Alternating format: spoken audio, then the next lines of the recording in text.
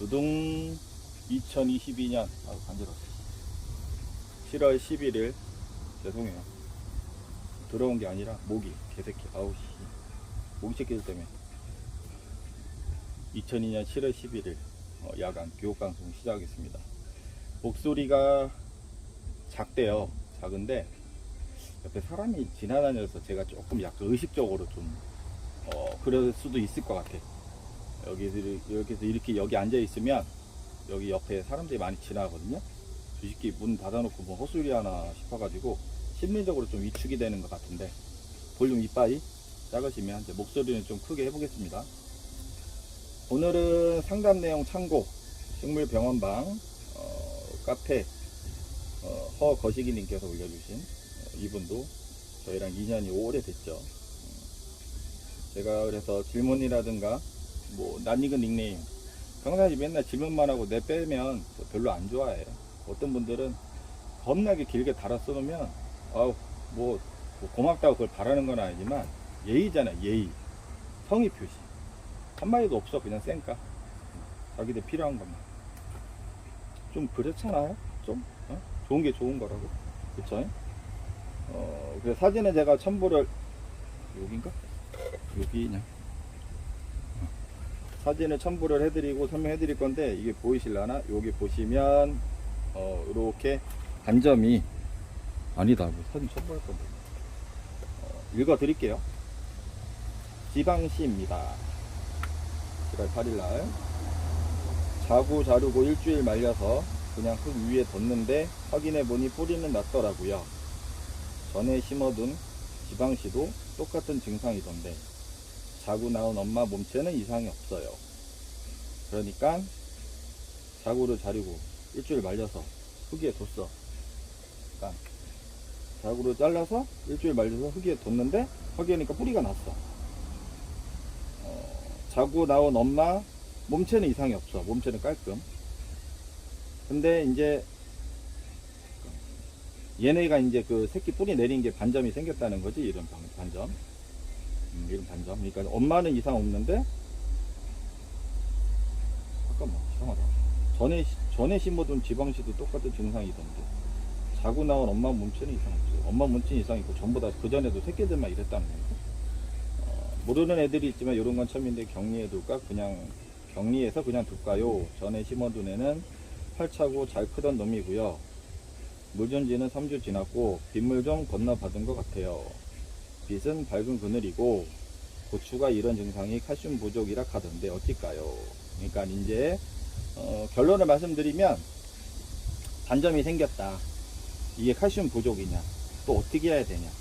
그래서 이거는 뭐 누차 말씀드렸지만 제가 댓글 써둔 거 보고 설명 같이 드릴게요. 설명이 조금 이해가 안 되시는 분들도 있을 것 같고 저도 이제 글을 쓰면서 설명을 빼먹을 수도 있을 것 같고 오늘 옆에 애들도 입장에 반점 생기면서 모르는 애들이 있습니다. 일단은 지방시가 그렇게 강한 품종은 아닌 것 같아. 약간 그 아가보이데스 계열의 이제 뭐 보통 뭐 우리가 얘기하는 야생마리아라든가 원종 에보니 그다음에 왁스 뭐 그다음에 사치 동원 뭐 그렇게 얘기하는 애들 소위 창이라고 하는 애들처럼 빳빳하고 두꺼운 그런 형태보다 약간 이게 뭐더라? 이거 어씨 까먹었다. 이거 이름 갑자기 까먹었네. 좀 이따 생각날 것 같아요. 왜 그러냐 오늘. 원래 이랬지. 얘처럼 약간 잎이 아가보이데스랑 일반 에케베리아 아가보이 창도 에케베리아예요. 거기에서 소위 국민이라고 하는 그런 야들야들한 잎에 좀 크로스된 조합 이해되시죠? 스텔라처럼 약간 그런 계열이야. 그런 계열인데 지방시라는 거를 이렇게 얘기를 듣고 저도 되게 많이 키워보진 않았어요. 예전에 한 번 정도가 판매하고 이제 그 다음에 저기를 판매를 안 했는데 약간 그런 게 불새 그런 것처럼 조금 취약한 부분이 있는 것 같아요. 저도 오래 키워보진 않았는데 얘기를 들어보니까 좀 그런 얘기가 많이 나오네요. 그래서 지금 구멍이 이렇게 났잖아요. 사진 다시 볼까? 구멍이 나면 빵꾸가 구멍이 크게 나면 우리는 뭐라고 그래요? 대부분 탄저병이라고 구멍이 나면. 근데 사실은 이게 생리장애일 때도 이런 증세가 있고요. 병으로 가기 전에 그 다음에 물론 탄저병도 있어요. 근데 다육식물 또는 선인장의 질병 중에 일반 식물도 마찬가지고 검은전 무늬병, 전무늬병이 있어. 전무늬병이 있고 바이폴라리스라는 증세도 있어요. 타원형으로 이렇게 생기는 거. 근데 제가 이거를 댓글에 이제 어떻게 드렸냐면 노란색으로 체크를 이렇게 하면 따로 한 부분이 있어요. 이 테두리에. 그래서 하나의 반점이 찍히고 옆에 약간 부정형의 살짝 뭔가가 분화구, 멀리서 보면 분화구가 살짝 들어가는 듯한 느낌이 같이 생겨요.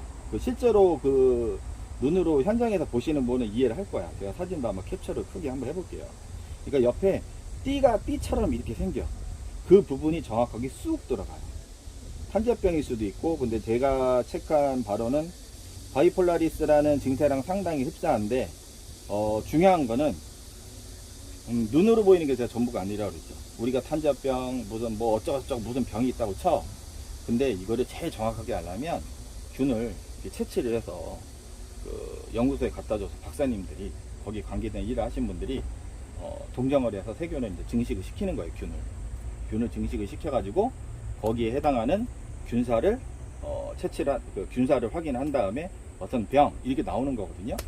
그래서 탄저병이다, 전무늬병이다, 뭐 검은 전무늬병이다, 뭐 바이폴라리스다, 아니면은 뭐 다른 병증이다라고 말씀을 드리기가 뭐해. 근데 확실한 거는 이런 증세 하나의 공통점이 있어요. 제가 늘상 말하잖아. 곰팡이병이야. 세균성 물음병이 아니고 이렇게 반점이 생겨서 물러서도 물음병이 세균성 물음병이 아니고 우리가 얘기하는 또 복잡해지는데 제 얘기를 계속 카페에서 보셨던 분들이 이해가 되세요. 저 사람이 말하는 물음병이 그 물음병이 아니라 이 물음병이구나. 대부분 말씀하시는 물음병이 그 물음병이 아니고 이 물음병이라고. 그러니까 일반적으로 물음병 약을 주세요라고 하면 세균성의 마이신 계열을 준다고 했잖아요. 하지만 대부분 다육식물 또는 일반 식물도 마찬가지로 70에서 80% 이상은 세균성 물음병이 아니라 곰팡이성의 그런 물러지는 형태예요. 물음병이라 칠하는 것보다는 주기썩은병이라든가 아니면 후사련 윌트 또는 시드름병 뭐 그런 형태가 많거든요. 우리가 약재를 처치에 있어서 일단 중요한 거는 동정을 해봐야 아니 어떤 병명인지 100% 알 필요가 현실적으로 불가능하고 알 필요도 없다.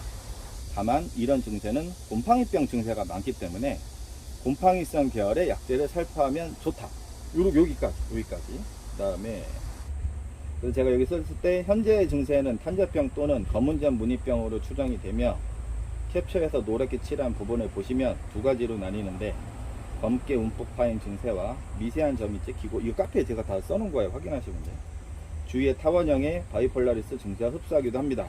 하지만 무슨 병인지는 알 수 없고 중요하지도 않으며 중요해 내가 물음표했어. 중요하지 않다고. 세균성 물음병 증세가 아닌 곰팡이성 증세이므로 마이신 등 세균성 약재 사용보다는 곰팡이성 계열의 약재가 맞을 확률 제가 찍기를 잘한다고 했잖아요. 얻어걸리기. 그러니까 곰팡이성 계열의 확률이 많기 때문에 주력을 한다면 곰팡이성 계열의 약재가 많다. 그 다음에 질문에서 고추가 이런 증상이 칼슘 부족이라 하던데 어쩔까요? 고추에 제가 뭐 고추 전문적인 아니지만 그 실용영업 교육을 많이 받다 보니까 뭐 고추라든가 뭔가 일반 작물도 공부를 같이 하게 돼요. 근데 어쩔 수 없이. 근데 그걸 다행이라고 생각하는 게 식물의 일반적인 생리는 비슷해요. 거의 똑같다기보다는 뭐 계명식물이냐, 뭐 C3, C4냐, 뭐 거기에서 뭐 나타나긴 뭐 달라지긴 하지만 사실 일반적으로 식물이 물을 빨아먹고 영양을 이동을 하고 거기서 원활하게 대사가 이루어지는 것은 동일하다고 보셔도 돼요. 그런데 고추에서 보통 칼슘 부족 증세는 어떻게 나타나냐면 고추 끝이 검게 타면서 이렇게 꼬부라진다고 해야 되나? 좀 검어져요. 그게 이제 그 칼슘 이동이 제가 잘 안 된다고 했잖아. 특히 고온기가 딱 되면 어떻게 돼요? 물을 우리가 못 줘. 고추도 물을 못 줘. 노지에서 요즘은 비가 좀 오지만 뭐 메마른 날이 계속이 되면 인위적으로 물론 이제 뭐 관수장치를 하신 분들은 되지만 대부분 텃밭에서 하시는 분들 물을 어디서 줄 거야?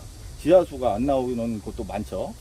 그래서 칼슘의 이동이 안 된다는 건 영양의 이동이 안 된다는 건 물을 못 주기 때문에 지하부에서 물을 먹고 땡겨줘야 되는데 흙 속에 있는 양분이라도 그게 이동이 안 되니까 밑에가 새카맣게 되는 거죠. 그러면서 잘 생기는 게 탄저병이 잘 생겨요. 그래서 고추에는 탄저병을 잡기 위해서 그 전에 약재도 살포하지만 칼슘제를 많이 살포해요. 이건 뭐 다른 식물도 마찬가지고. 그래서 제가 그거를 말씀을 드린 거고, 그리고 일반 식물에서 칼슘이 부족할 때는 어떤 증세가 있냐면은 신엽이 좀 꼬인다고 해야 되나? 물론 그것도 뭐 꼬이면 다 그래, 그게 아니고 바이러스 질환도 있고요. 일반 식물 말씀드리는 거예요. 또는 뭐 다른 생리장애 여러 가지 이유도 있겠는데, 그런 게 대체적으로 왜 그런 증세가 나타나냐? 고추가 고추가라네. 칼슘이 이동이 잘 안 되기 때문에 신엽에서 아마 그런 증세가 더 나타나는 게 아닐까. 이건 제 추측이에요. 아무튼 신엽이 불량하면 대부분 칼슘 부족도 있다. 그렇게만 알아두셔도 돼요. 근데 일반 다육식물에서 그런 증상은 칼슘 부족일까? 그거는 모르겠어요. 그거를 연구하는 기관도 없고 앞으로도 안 할 거야. 이건 소득작물이 아니기 때문에. 아무튼 일반적인 상황에서는 고추 같은 경우는 열매가 끝에가 새카매진다든가, 뭐 탄저병에 잘 걸린다든가, 그다음에 신엽에서 이상 있다든가, 뭐 그런 증세가 대부분의 칼슘 부족이라고 일반 이제 식물 생리에서는 그렇게 표현이 되죠. 그래서 제가 뭐라고 썼냐면, 따라서 관행방제, 죄송해요, 좀 긁어야 돼. 반대로 많이 올렸네. 관행방제라는 건 이제 저기 관행농, 뭐 친환경농 뭐 이렇게 하는데, 제가 왜 이런 단어를 계속 쓰냐면, 저도 좀 습관화가 돼 있고 교육을 많이 받다 보니까, 여러분들 나중에 저 기농기촌 혹시나 이제 하시게 되면 농업기술센터나 교육을 받으시게 될 거예요. 그러면 많이 듣는 단어예요. 그래서 미리 연습하고 가시고, 제가 또 이제 같이 또 이제 표기는 해드리잖아요. 그래서 그러니까 일반적인 화학 비료, 그 다음에 농약 살포하는 거를 관행농이라고 보통 하고요. 관행농법, 관행농 이렇게 표현을 하고, 그다음에 친환경 농업은 뭐냐면 영양제도, 비료도 친환경으로 사용하고요. 그 다음에 약제도 친환경으로 해야 돼요. 그 다음에 무농약이 있어. 농약은 친환경을 쓰셔야 되고, 화학 비료는 기준 범위 내에서 하는 게 무농약이에요. 그래서 요즘에도 그러나? 슈퍼라든가 백화점에 가면 친환경 유기농업 채소 상품이 있고 무농약이 있어. 그럼 조금 달라. 그거는 뭐 중요한 건 아니고, 아무튼 취미인에서는 중요한 게 아니죠. 식물 재배하시는 분들은 중요한 게 아니지. 그래서 관행방제 일반 농약의 경우 곰팡이성 종합살균제 2가지 이상, 작용 기작이 다른 것을 2가지 이상 번갈아 살포하거나, 친환경 자재의 경우 바싹이나 노피엠, 제가 웬만하면 저희 지금 보면은 뭐 매장 오시는 분들이나 키우시는 분들 아시겠지만 이런 반점의 형태가 없어요. 이게 칼슘에 따른 건지 친환경 자재가 잘 맞아서인지, 제가 물주기는 제가 상당히 무식하게 하죠. 아무튼 저희는 이런 반점 형태가 거의 없어. 본 적이 없고, 다만 외부에서 식물을 사오는 경우에는 발생할 수가 있어요. 근데 저희가 오래 키우거나 저희 집에서 키핑 벽돌 언니아들 그런 분들은 이런 증세를 본 적이 없어요. 그게 이제 뭐 때문에 안 생겼다라기보다 하나하나 이렇게 제가 말했잖아. 하나의 사이클이 완성을 해가는 과정에서 이런 증상이 없다는 거죠. 여기서 이제 저기에 점점점점해서 바싹 노피엠을 번갈아 살포하면 좋습니다만 이렇게 되는데, 문제는 시기가 고온 다습이라. 자, 여기서 몇 가지 얘기가 나오는 건데, 고온 다습이라는 거는 일반적인 작물에서는 뭐 고추라든가 야외에서 노지 재배하는 식물들은 잘 자라요. 비도 뭐 하루 종일 비가 오면 며칠 동안 문제가 되겠지만, 비가 오고 해가 뜨고 비가 오고 해가 뜨고 하면 거의 고온성 작물이라 잘 자라거든요. 근데 약재 살포에 있어서도 타이밍만 잘 맞추면 효과가 나타나는 걸 보이는데, 다육식물은 문제가 뭐냐면 지금 이제 정체기잖아요. 정체기 아니면 휴면기, 성장을 할 듯 말 듯 할 때라 약을 쳐도 보통 약을 살포를 하면 검은 반점이 사라지는 게 아니에요. 여기 이제 예를 들어서 이 잎에 검은색 점이 이렇게 생겼어. 대부분 이렇게 선수들도 이렇게 생각해. 약을 쳤는데 똑같대. 그러면서 시간이 지나면서 더 커진대. 당연히 커지지. 이거 예전에 영상에도 계속 나왔던 얘기예요. 자, 반점이 하나 딱 찍혔어요. 이렇게 하나는 작아 하나는 커. 그러면 이게 처치가 됐다고 쳐요. 우리가 어떻게 해서 약을 뭘 치든 뭐 화학 농약을 쳐든 친환경 자재를 치든 해결이 됐어. 그러면 얘가 어떻게 될 것 같아? 이 반점들이 그 증세는 딱 멈췄지만 얘네는 물을 주거나 물을 하면서 부피 성장을 하면서 이렇게 늘어나잖아요. 풍선에 바라본 것처럼 이렇게 늘어난다고요, 상처 부위가. 그러면 어떻게 돼요? 상처 부위가 요만했던 게 커진단 말이에요. 이만했던 게 이렇게 보일 수도 있어. 그러면 대부분 이제 민감하니까 여기에 딱 치킨 거 반점만 보고 이거 약이 효과가 없다고, 아니면 이거 계속 커져요, 계속 커져요, 이렇게 말씀을 하시는 거야. 그러는 게 아니라 약발이 딱 받거나 치료가 되면 신엽에서 중단이 돼요. 또는 그 주위에 잎에서 이미 생긴 거, 또 이제 되게 예민하신 분들은 여기 없었는데 생겼대. 잘 사진을 추적하면 예전에 있던 반점의 흔적이 많아요. 신엽에서 깨끗하게 올라와. 그럼 이거 어떡하냐? 뭐 파엽질 때까지 계속 키워야지 뭐. 그런 겁니다. 그래서 지금 그걸 못 느낀다는 거야. 느끼기가 힘들어, 처치가 돼도.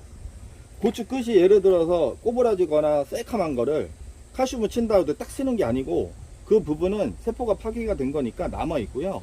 새로 나온 고추라든가 그 주위 애들은 빳빳하게 올라가는, 깨끗하게 올라가겠지. 마찬가지로 얘도 어떻게 뭐 반점이 아까 뭐 지방시가 뭐가 어쩌고 해결이 됐어. 그러면 이 반점은 그냥 있는 거고 신엽부터 깨끗하게 올라옵니다. 이거 모르시는 분들 상당히 많아요. 매장 하시는 분들 마찬가지로. 그래서 지금 아무튼 그거를 효과를 보기가 어렵고, 그래서 제가 이렇게 써놨지. 이런 증세를 예방을 하려면 분내의 습도를 적게 하고 바람이 잘 통하는 곳에 두고 온도가 높지 않은 곳에, 이거 누가 말 못하냐, 그쵸? 이게 기본인데 이렇게 했는데 이 증세가 생긴 거예요. 그래도 어떻게 해? 말씀은 드려야지. 그게 기본이니까. 의외로 이거를 진짜 초보자들은 모르시는 분들도 많지. 그래서 제가 이거 사과의 경우 비슷한 증세가 나타나는데, 사과를 보면 이렇게 반점, 여기서 사과의 경우 제가 댓글 달아드린 거예요. 사과도 이런 패턴이 보여요. 뭐 탄저병 형식처럼. 이거는 뭐 WA38 뭐 포스미클, 이거 저 뭔지를 모르겠는데 아무튼 녹색 반점의 증세래요. 그래서 여기에서도 이 어떤 연구소인가 어디선가 이 검사를 했는데, 여기는 보니까 상대적으로 칼슘의 농도는 낮은 현상을 보였다는 점. 반점이 생긴 게 질소와 가리가 비율이, 그러니까 일반적인 영양이 그 답이, 그러니까 질소 성분이 많았고 칼슘의 농도가 낮은 게 반점이 특히 많이 발생한 나무라고 여기 나와 있어요. 그러니까 칼슘과의 상관관계가 없다는 게 아니지. 그래서 여기 보시면은 제가 마찬가지로 칼슘이 부족해도 탄저병 등 곰팡이성 질환이 많이 나타난다는 것이지요. 그래서 근본적으로 병해를 잘 걸리는 애들이 세포벽이 느슨하다든가, 또는 빨리 도장이 돼서 키웠다든가, 환경적으로 영향이 있다든가. 이게 단순하죠. 뭐 이렇게 단순해. 원리는 이 야들야들해. 잎이 빨리 성장을 시켰건 빛을 못 받건 물을 많이 먹고 야들야들해. 그러니까 당연히 배양균이 침투가 많은 거죠. 그래서 칼슘을 11을 하면, 그러니까 당연히 그랜을 측정을 해보니까 칼슘 양도 적었겠지. 그래서 칼슘이 이런 역할을 세포벽에 더 강화를 해서 병해, 그러니까 이제 그 세균성이라든가 곰팡이성이라든가 또는 바이러스라든가 그런 거를 이제 막아내는데 역할을 한다는 거죠. 근데 이제 여기서도 제가 사실은 이런 증세가 있으면 칼슘, 저는 해요. 저는 오늘도 방울복랑금에 칼슘 11을 해. 뭔가 좀 입이 떨어지기 전에 칼슘 11을 하는데, 여러분들한테는 말을 안 해준다. 왜 그럴까요? 왜 너는 하고 좋은 거 너는 하고 딴 사람 안 해?